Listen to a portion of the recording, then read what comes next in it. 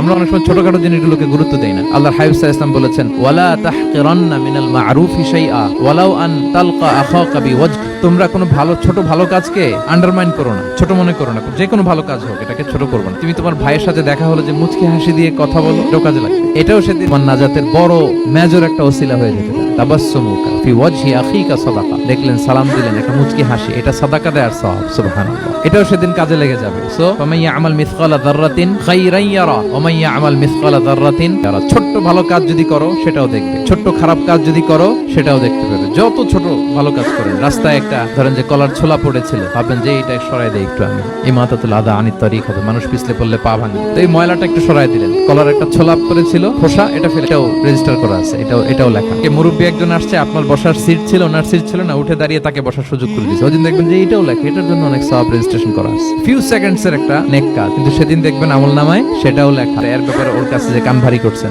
ফেসবুকে একটা বাজে কমেন্ট করে দিয়েছেন, দেখার কেউ নাই, ধরার কেউ নাই, দিলাম একটা গালি, দেখবেন যে ওই দিন সব একেবারে ক্ষুদ্র থেকে ক্ষুদ্রতর অনুপরিমাণ আজ ভালো কাজ আল্লাহ সুবহানাহু ওয়া তাআলা তিনি সেদিন আমলনামায় সব তুলে রাখবেন।